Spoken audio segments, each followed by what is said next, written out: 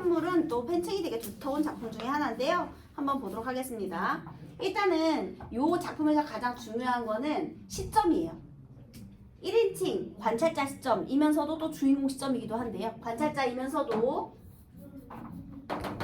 주인공이기도 한 그런 시점인데요. 얘가 30대 중반에서 12살 시절을 회상하는 그런 내용으로 되어 있어요. 그래서 이제 액자식 구성이 되는 거예요. 근데 여기에 이제 어떤 주인공이 어떤 삶을 드러내는지 한번 간단히 선생님이 전체적인 줄거리 얘기하고 그다음 본문을 보도록 하겠습니다.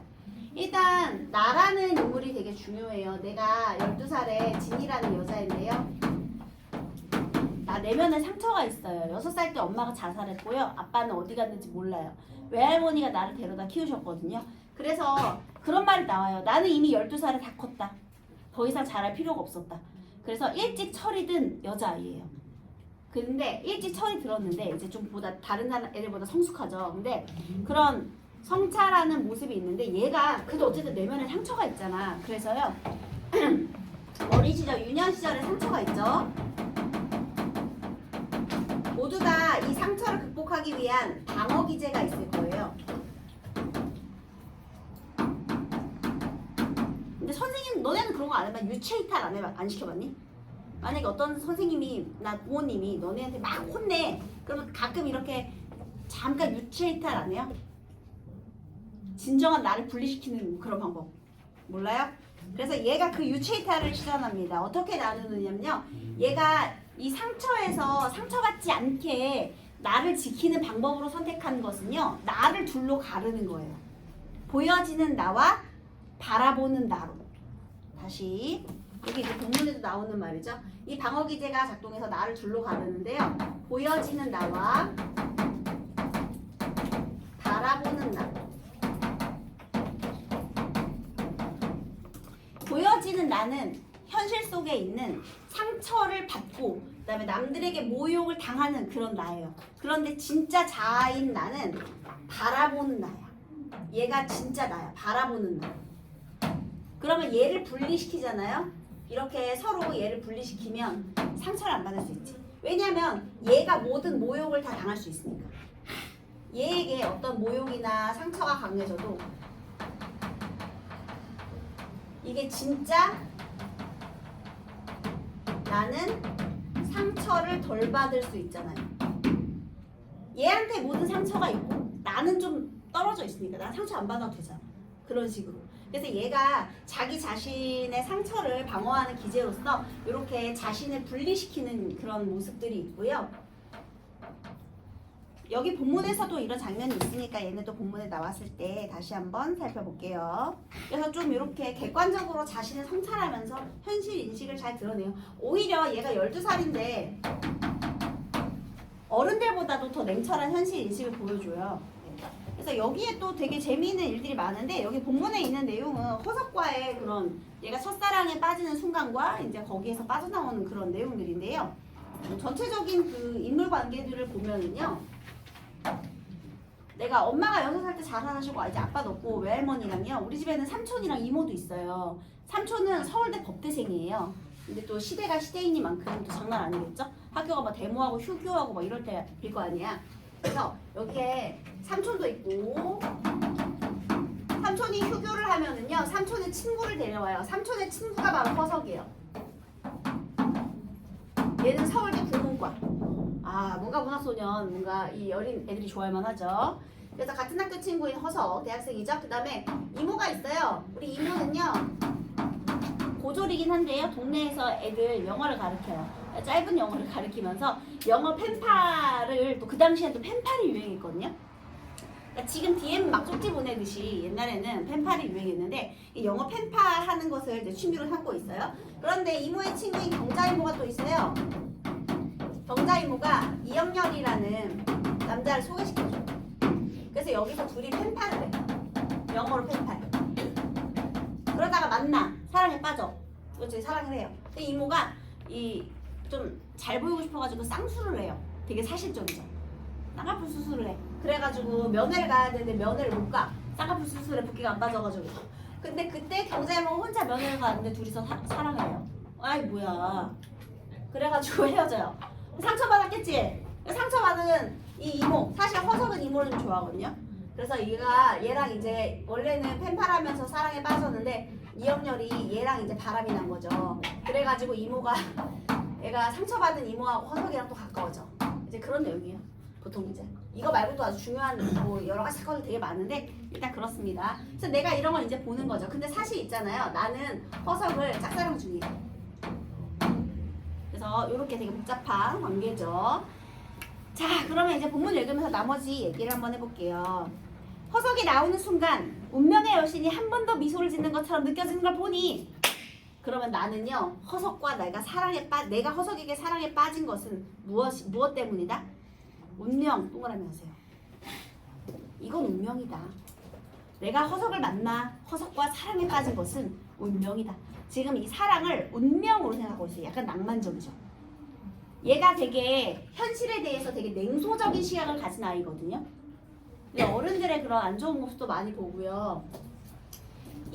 지금 이 배경이 되는 감나무집이요. 할머니네 감나무집이 살림집이 두 채고 그다음에 가게채가 이제 네 칸으로 돼 있어요. 근데 거기에 어떤 그 가게에서 이렇게 있는 사람들 있잖아요. 근데 거기에 있는 한 부부가 그 겁탈당해서 순결을 잃었는데 같이 사는 아줌마가 하나 있거든요. 근데 그것도 빠져나와야 되는데 본인이 그 순결을 한번 잃은 순간부터 자기가 그냥 운명이 그렇게 정해져 있다라고 믿는 건 좀 아니지 않나 하는 막 그런 생각도 하고요. 그러니까 되게 좀 조숙한 일찍 세상을 깨달은 그런 아이거든요. 근데 그런 냉철한 시각을 갖고 있고 또 자기를 냉철하게 바라보려고 이렇게 자기를 분리시키기까지 했으면서 또 첫사랑에 빠지는 순간만큼은 우리는 운명이야.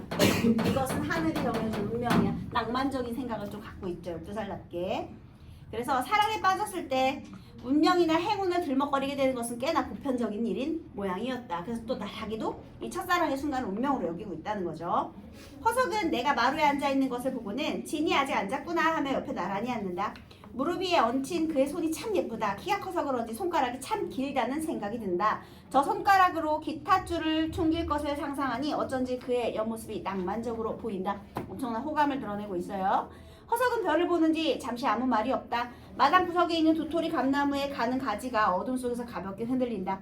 허석이 그쪽으로도 얼핏 고개를 돌려본다. 그 몸짓이 어딘지 쓸쓸해 보이는데 그 쓸쓸함이 왜 이런 감정을 불러일으키는 것인지 나는 난데없이 애틋한 기분이 든다. 여러분 1인칭 시점답게 내면의 심리묘사 위주로 되어 있죠?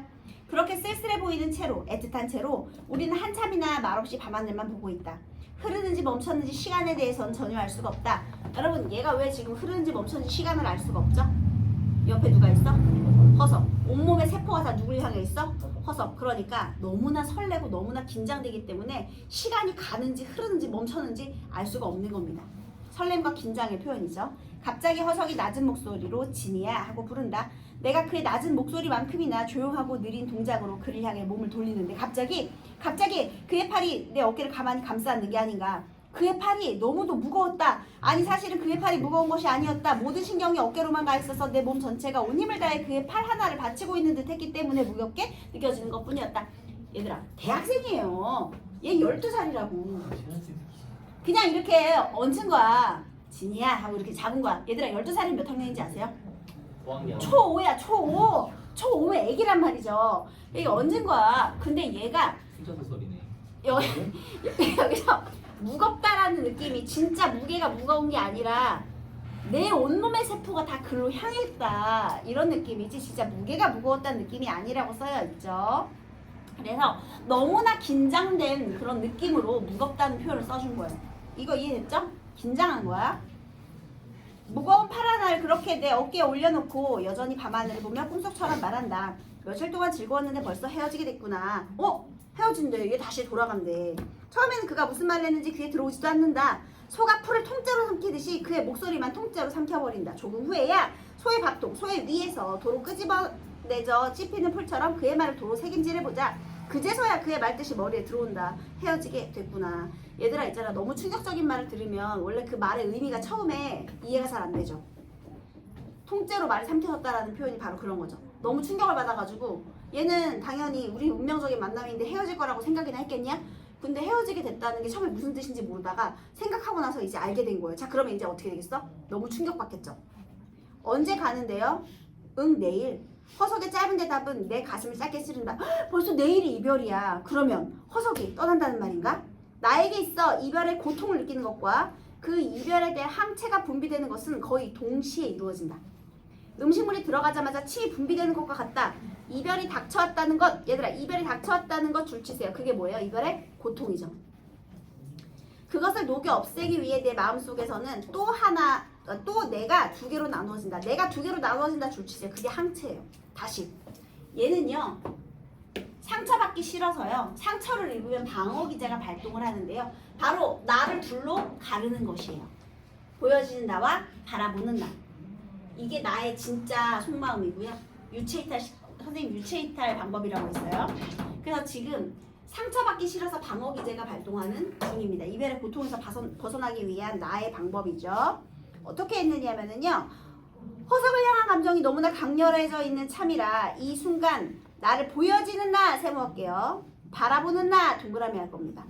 분리하기란 쉽지가 않다. 그러나 나는 가까스로 성공한다. 이제 방어기제가 발동해서 나눠졌어. 진짜 나로부터 분리되어 나온 나 세모았어요. 그게 바로 보여지는 나죠.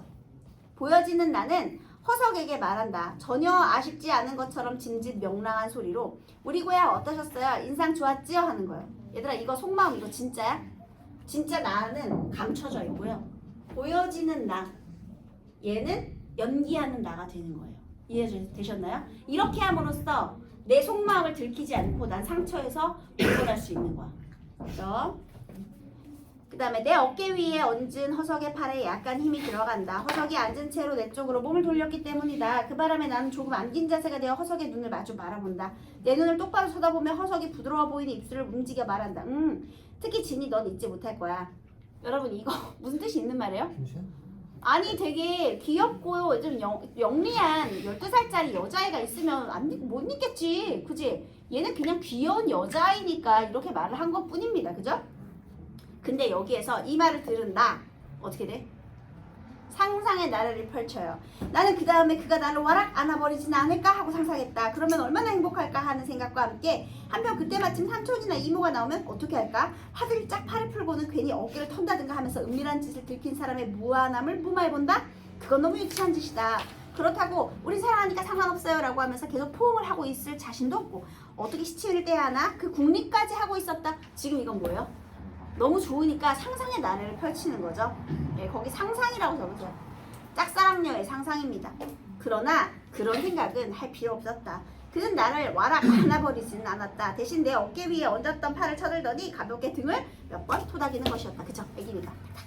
그런 다음 몸을 일으키고는 내일 아침에 보자 하면서 다시 삼촌방으로 들어가려 하였다. 아니, 들어가려다가 다시 나와 신발을 신는다. 역시 변소 쪽에 볼 일이 있는 모양이다. 자, 그래서요, 요렇게 허석이, 원래 이모 좋아해요, 허석은요. 근데 아직 이모랑 연결되기 전이에요. 이모는 이형열이랑 사귀고 있어요. 영어 펜팔 친구. 근데 여기서 또 되게 슬픈 사연이 있어요. 어쨌든 이렇게 둘이 연인이었는데 얘가 쌍수해가지고 면회 못 가갖고 얘가 군대에 있는 거 얘랑 지금 바람났단 말이에요. 그 다음에요, 이 동네에 유지공장이 생겼어요. 그런데요, 그 유지공장에 이모 대신 경자 이모가 유지공장에 취직하거든요. 근데 유지공장에 불이 나서 경자 이모 죽어요.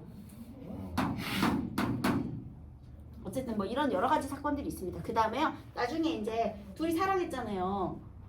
허석이 왔거든요. 그러다가 나중에 허석이 떠났는데요, 한참 후에 이모는 중절 수술을 받게 돼요. 이런 내용도 있어요. 그래서 네, 그런 수술을 받게 됩니다. 그리고 또 이 삼촌은요, 서울대 법대생이라고 했잖아요. 다락방에 썬데이 서울이라는 잡지를 숨겨놨어요. 썬데이 서울은 성인 잡지예요.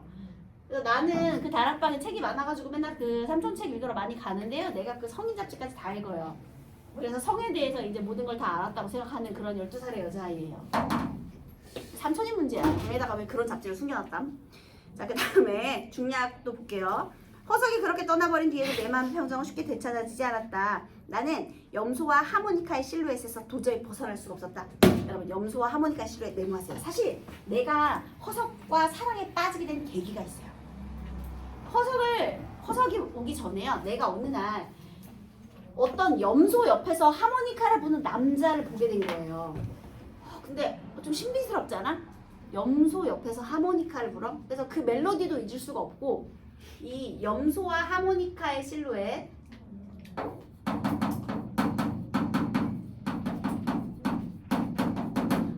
염소와 하모니카를 부는 이 남자를 보게 된 거예요. 근데 허석이 딱 우리 집에 와서 어머! 내가 본 그 사람이네 라고 내가 사실은 착각을 했거든요. 운명이다. 그래서 그때부터 이제 허석과 사랑에 빠지게 된 계기가 바로 이거예요. 그래서 거기다가 사랑에 빠지게 된 계기. 그러니까 한마디로 허석을 잊을 수 있었다 없었다? 아직 못 잊는 거죠. 떠나고 나서도요. 바람이 제법 차가워졌을 무렵 어느 날 나는 정말 우연히 제 방길을 걷게 되었다. 제 방길 네모하세요. 지난 여름에는 일부러 이 길을 피해 다녔던 것인데 왜 피해 다녔게요? 바로 여기에서 염소와 하모니카의 실루엣을 마주쳤기 때문이에요. 그러니까요. 허석이 생각나게 하는 그런 공간이죠. 그래서 거기다가요. 허석을 떠올리게 하는 공간이라고 적을게요. 제 방길. 허석을 떠올리게 하는 공간. 근데 허석을 떠올리게 했기 때문에 일부러 피해 다니다가 습관이 되어 제 방길 쪽으로는 걸음을 하지 않았다가 그냥 오랜만에 어쩌다가 그냥 한번 가게 된 거예요. 이유는 없지. 그냥 어쩌다가. 처음 허석을 만나던 날처럼 노을이 짙게 내려깔리고 있었다. 그 길을 터덜터덜 걸어가며 나는 처음 허석을 만나던 순간이 마치 어제일처럼 뚜렷이 기억되는 것에 고통을 느끼고 있었다. 잊을 수가 없었던 거죠. 그런데 참 어이없는 일이었다. 허석이 하모니카를 불었던 바로 그 자리에 누군가 서 있었다. 허석처럼 키가 컸다. 그 옆에는 염소까지 묶여 있었으며 게다가 그 염소의 흰털이 노을에 붉게 물들어 있었다. 나는 삶이 나를 조롱하는데 화가 났다. 이 문장 메모하세요. 왜 내게 허석과의 만남을 이처럼 생생히 기억시키려는 것인가? 여러분, 내가 허석에게 사랑에 빠진 이제 하얀 염소의 옆에 백마탄 남자처럼 노을 지는 배경에서 걔가 하모니카를 삐 하고 부니까 내가 이제 그 첫사랑에 빠진 거잖아요. 허석을 잊으려고 몸부림치고 있어요. 그런데 허석을 못 잊어서 너무 슬픈데 마치 거기에 허석을 생각나게 하는 다른 사람이 서 있는 거야. 그러면 이 무슨 운명의 장난인가? 이 운명이란 놈이 허석을 잊지 못하게 계속 생각하라고 나를 지금 이렇게 이끌어가는 것인가? 이런 생각을 했다는 거야. 그래서 거기다가요. 삶이 나를 조롱하는데 화가 났다. 여기다가 잊지 말라는 운명 이렇게 한번 적어볼래요? 그러니까 운명의 장난처럼 느껴졌다는 거죠. 허석을 못 잊게 하려는 이 또한 무슨 운명이란 말인가 이렇게요. 그러니까 아직 허석과의 사랑을 아직까지는 계속 운명이라고 생각하고 있는 거예요, 여러분. 네? 나는 허석과의 사랑이 내가 허석을 사랑하게 된 것은 운명이다 계속 생각하고 있거든요. 그래서 왜 그때와 똑같은 상황을 내 눈앞에 연출하여 일껏 벗어나려고 애쓰는 염소와 하모니카의 실루엣을 더 깊이 각인하는가. 화가 난 나머지 나는 삶에 맞서서 삶을 비꼬아주기 시작했다. 그렇다면 하모니카는 없는가? 기왕 모든 것을 재현하려면 하모니카까지 갖추지 않고 거기까지 생각했을 때 끔찍한 일이 벌어졌다. 키 큰 남자가 주머니에서 하모니카를 꺼내 불기 시작했던 것이다. 뭐야? 하모니카까지 똑같잖아. 기억하건대 허석을 처음 만났던 날 들었던 바로 그 멜로디였다. 순간 그 남자가 허석이 아닌가 하는 생각으로 내 얼굴에는 피가 몰렸다. 허석 다시 왔나? 한 발 가까이 가서 보니 노을을 배경으로 하모니카를 불고 있는 그의 옆에서 염소가 짧은 다리를 버팅기며 줄이 묶인 채 이쪽 저쪽으로 고갯짓을 하고 있었다. 염소와 하모니카의 완벽한 실루엣이 그의 옆모습을 감쌌다. 그러나 물론 허석은 아니었다. 그러니까 그날 과거에 본 그 남자는 허석이 아니었다. 그럼 허석과의 사랑은 운명이 아니었다. 그제서야 나는 삶의 경고를 깨달았다. 여기 또 줄 치세요. 운명적 사랑에 대한 환상 깨짐 적으세요. 내가 그래서 그렇게 냉소적으로 현실을 그렇게 객관적으로 성찰하고 상처받지 않으리라 했는데 사랑을 운명이라고 생각하더니 이런 어린애 같은 장난에 내가 빠져서 환상 속에 살았다니 삶이 나에게 경고를 해준 느낌이 든 거죠. 그래서 드디어 얘들아 세상에 운명 같은 사랑이란 건 없다는 걸 내가 다시 한번 12살에 깨닫게 된 거예요. 그래서 나는요 12살에 모든 걸 깨달았고 그 이후로는 더 이상 성장할 필요를 느끼지 못했어요. 이미 다 자란 거예요 12살에 이 모든 상처를 다 보면서. 그리고 이제 나의 이제 성장도 있지만 사실 이모도 약간 좀 철딱선이 없고 좀 이렇게 상상력이 풍부한 그런 좀 허영심 있는 그런 여자인데요. 어쨌든 나중에 얘랑도 이렇게 뭐 이런 여러 가지 이런 사건들 겪으면서 얘도 좀 성장하는 인물이거든요. 그래서 12살에 많은 일들이 있었다라는 겁니다. 이거 말고도 거기에 있는 등장인물들이 되게 여러 가지 사건들이 많이 있어요. 그래서 나중에 기회 될 때 한번 읽어보세요. 재미있어요. 예, 그 다음에 그 문체도 괜찮고 필력도 괜찮아요. 한번 읽어보세요. 자, 그 다음에 경악한 나는 하모니카를 불고 있는 남자 쪽으로 마구 달려가 보았다. 그렇다. 가까이서 가서 보니 더욱 모든 것이 명백했다. 그날 하모니카를 불던 사람도 바로 이 사람이었다. 허석 아니었다. 하모니카와 염소의 실루엣은 허석의 것이 아니라 바로 이 낯선 남자의 것이었다. 내 사랑이 이 이미지에서 비롯된 것이라면 나는 마땅히 허석이 아닌 이 더러운 낯빛의 구부정한 아저씨를 사랑했어야 하는 것이었다. 그런 거였다. 그러니까 운명이란 없다는 걸 깨달았어요. 멍하니 서 있는 내게 하모니카 아저씨가 말했다. 너 하모니카 소리 좋아하는 모양이구나. 몇 살이니? 귀엽게 생겼구나. 이리 가까이 와봐 아저씨한테. 자, 어서. 제 밖에 옆에 문둥이가 산다느니 폐병 환자가 산다느니 하는 말이 헛소문만은 아니었다. 무섭죠. 나는 뒤도 안 보고 도망을 쳐야 했다. 집에 가까이 와서야 내가 울고 있다는 것을 깨달았다. 엄청 충격받은 거예요. 삶에게 조롱당한 것이 분해서만은 아니었다. 우는 나를 보면서 나는 여러분 상처받았죠? 또 어떻게 해야 되겠어? 예, 분리해야 되겠죠. 우는 나 세모야 동그라미야? 세모. 우는 나를 보면서 나는 나 동그라미 나의 자아죠. 아직 내게 사랑에 대한 환상이 남아있었음을 깨달았으며 몸속에 물기로 남아있는 환상을 마지막 한 방울까지 짜내어 배설시켜버리기 위해 울 수 있는 한 실컷 울었다. 한마디로 뭐예요? 깨닫고 있는 거죠. 그래서 성찰, 깨달음, 사랑에 대한 환멸 플러스 성장까지. 그래서 이렇게 또 내면 한 걸음 더 성장하는 모습을 드러냈습니다. 됐나요? 여러분, 이제 제목의 의미 한번 살펴볼까요? 프랑스 시인이 시를 썼어요. 아주 늙은 앵무새 한 마리가 그에게 해바라기 씨앗을 갖다 주자 해는 그의 어린 시절 감옥으로 들어가 버렸네. 여러분, 이게 새해 선물이에요. 이 작가가 전문에서요. 이 시를 보자마자 이게 바로 이게 우리 진이의 이야기다라고 딱 생각을 했대요. 이 앵무새 새죠. 앵무새가요. 그가 누구예요? 해죠. 해바라기에 씨앗을 갖다 줬대요. 해에게. 이 씨앗을요. 물어가지고 갖다 줬대. 그러면 새의 선물은 해바라기 씨앗이었던 거예요. 그죠? 해바라기는요. 오로지 해만 갈구하는 꽃이에요. 해를 향한 절대적인 믿음과 사랑의 씨앗을 갖다 준 거야. 그치? 늙은 앵무새니까 이게 평생을 바쳐서 갖다 준 거야. 그치? 그런데 해가 어떻게 했어?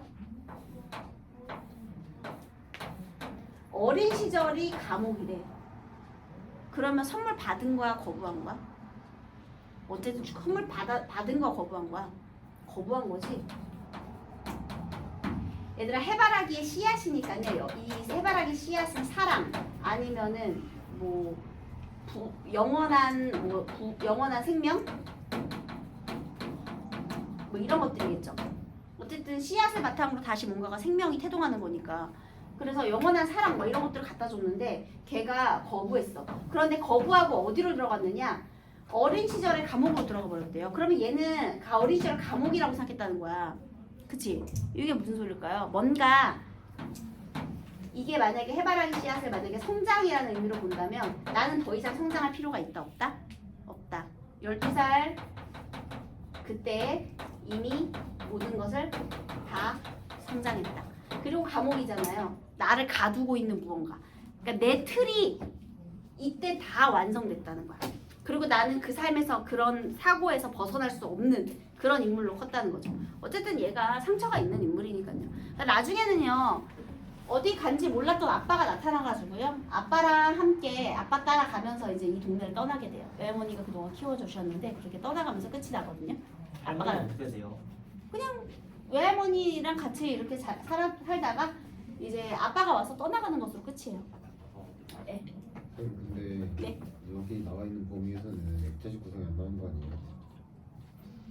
근데 여기서는 안 나오죠. 그러니까 전체적으로는 그런데요. 항상 우리가 소설을 공부할 때는 전체적인 특징을 공부를 해야 이걸 이해가 되겠죠. 그래서 나중에 혹시 만약에 이 새해 선물 관련된 제목의 의미를 본다면요. 나중에 이 시에서는 작가가 밝힌 내용은 이래요. 그런데 그냥 새해 선물이라고 또 본다면은요. 새는 어쨌든 자유의 상징이잖아요, 여러분. 그쵸?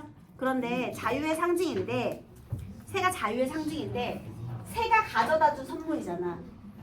그치? 그러면 이런 또 이거를 그냥 이 시에서 보지 말고 이 시의 의미는 그래요. 어린 시절에 이미 성장했다 이렇게도 볼 수 있는 건데요. 만약에 그냥 소재의 상징만 가지고 이 작품을 해석해 보면 새의 선물은 또 이렇게도 해석할 수 있겠죠. 새가 가져다준 어쨌든 선물이잖아. 그러면 나의 깨달음이 되는 거죠. 선물이 새가 자유를 상징하니까요.